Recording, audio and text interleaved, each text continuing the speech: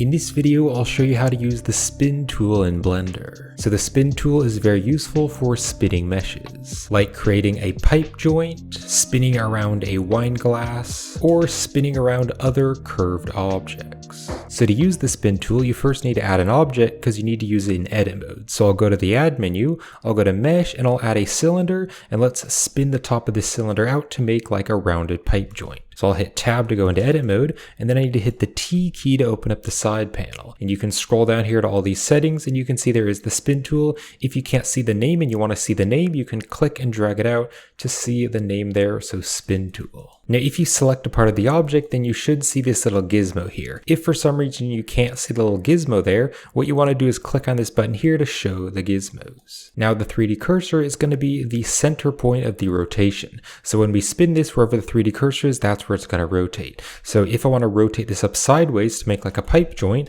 I can hit 1 on the numpad to go to front view, and then I'd want the rotation point to be aligned with the top here. So just hold down the shift key and right click to place the 3D cursor where you want. So I'll stick it right about there. Now you can see right up here, there is an X, Y, and Z axis. So if I change this, the X, Y, and Z axis, that is going to be the direction that it rotates. So in this case, I don't want to use the Z because if I just click and drag this out, you can see that's just rotating it out, but it's like overlapping. So I'll hit Control Z to undo that. In this case, I want to use the Y axis because if I hit 1 for front view, you can see now if I move my mouse over the gizmo, that's rotating in the rotation that we want.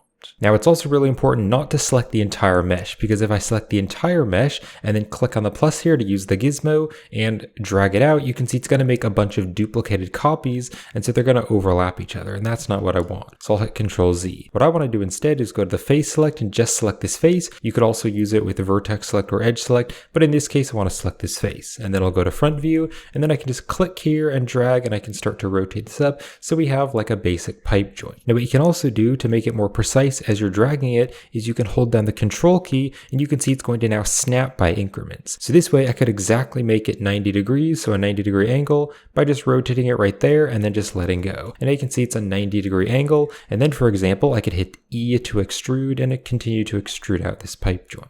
Let's do this again. So I'm just going to place the 3D cursor right there, and then I'll click and drag to bring it out, hold down Control and make it 90 degrees. Now, right after you finish this, before you do anything else, you can click on the spin option right here, and there's going to be more settings. So right after you extrude it and spin it out, you're not just stuck with the current mesh that you just extruded, because you can actually change the settings right here. So you can change the steps, and that's going to be the resolution. So I can have it more or less resolution. I can also change the angle. So if I didn't like how the angle was, I can type in a specific angle. In this case, I'm rotating it by negative 90 degrees, but I could also type in like 180, or in this case, I'd want to type in negative 180, and now it's going all the way around. But in this case, I'll just change it back to negative 90. Now, maybe you don't like exactly where the 3D cursor was, and you want to change the rotation point. Well, you can change the center. So you can see I can change the X, Y, and Z axis for the center point, and so that's going to change the size and the position there of that rotation. And then there's also this axis option, so you can kind of use this to change the axis and kind of rotate it around. So you can see if I rotate this, now you can see the pipe joint is going off in this direction if I change the Z. I can also change the axis just by dragging these here. So you can see after you use the spin tool, you can drag these little extra circles here, the smaller circles, to change the rotation point. And you can also use the arrow gizmos to move it up and down if you want to. So it's pretty useful that we have all these gizmos so we can kind of visually see what we're doing. But if you want to, you can also just use the spin settings and change the angle and steps right there. Now, if you're like me and you use the shortcut keys and you don't want to have to always open up this side panel here, I can just hit T to close the side panel. You can use the shortcut. So if you press Alt E is going to bring up extrude settings, and you can see I can click on spin. So I can just spin it, and then you can see it's going to follow my mouse. So I'll just like drag it down there, click there, and then of course I can just use the spin settings. So I can turn the steps down. Let's just go with like a 40, and then I can also change the angle. So I'll make it 180 degrees. Now what I'm also going to do is select this face, and I'll hit Shift D to duplicate it and drag it over here. And let's say that we're going to extrude this out and rotate it around to make like a donut shape. Well, in this example, I wouldn't want to extrude out a face here because I want it to be hollow inside. So I'll hit X, and I'm going to delete only faces. Now I'll go to the edge select or the vertex select, and I'm going to click and drag to select all of those vertices. And I'll go to front view, and then you can just place the 3D cursor right there. So now click and drag this out, and I can drag it all the way around, but I don't have to try to get it exact because I can just let go right here, and then I can open up the spin settings, and here on the angle, I can just type in 360 degrees. Now another really useful feature of this is that there is this auto merge. So I can turn on the auto merge, and it's going to make sure that the vertices which are overlapping are connected. Because if this is turned off, there's actually going to be two loops which are connecting. So I'll turn on auto merge, and then I can also turn up the steps here to make it higher resolution. And now if I go here inside the mesh, you can see we don't have any faces inside, and you can see if I just hold down the Alt key and select that loop there, we don't have any overlapping mesh. Although it looks like I need to select everything with the A key and then hit Shift N to recalculate the normals. So I'm going to delete all the objects in the scene, and I'm also going to show you how you can extrude around a wine glass. So if I go to the add menu, I'm just going to add a plane. We'll go into edit mode, and I'm going to scale the plane down on the x-axis by 0 so it's perfectly flat. And then I'm going to hit M, and we're going to merge by distance, and that's going to merge the vertices together.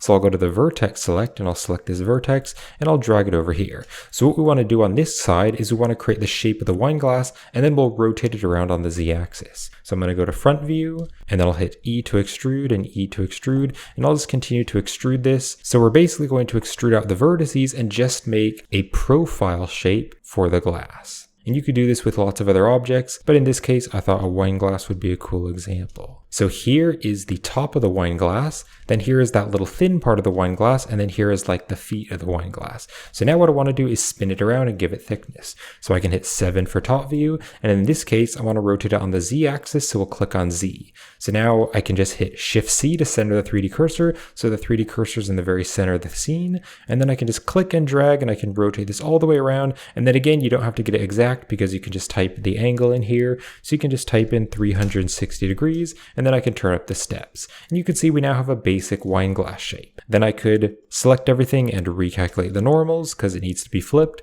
And then I could hold down the Alt key and select that loop there. And I could extrude it and then scale it down, and then extrude it and bring it down the Z-axis. And then once I bring this down, scale it down, just fill a face in the center. And then also here on the very bottom, you could hold down the Alt key, select that loop there, maybe to scale it up, and then just fill a face there on the bottom. And then there's one more example that I want to show you, so I'll hit Shift A for the add menu, and I'm going to add a plane. We're going to go into edit mode, and I'll scale the plane down. We'll scale it down the x-axis by 0, so it's just one line here, but then we need to hit M to merge and merge by distance, so it removes the 2 extra vertices. So now what I could do is hit Control R to add a loop cut, and I could scroll out my mouse wheel to add cuts to the loops here, so add more loop cuts, and then I could select these vertices, and I could like move these up, maybe move this down, and I could create like whatever object that I want to create. In this case, I'm thinking about maybe creating sort of like a sci-fi looking object. Then I could go to top view, and I could bring this up, so let's bring it up on the y-axis, and then the 3D cursor is still in the very center here, so if I just click and drag, I can bring this all the way out, and I can also hold down the control key to bring it out by increments.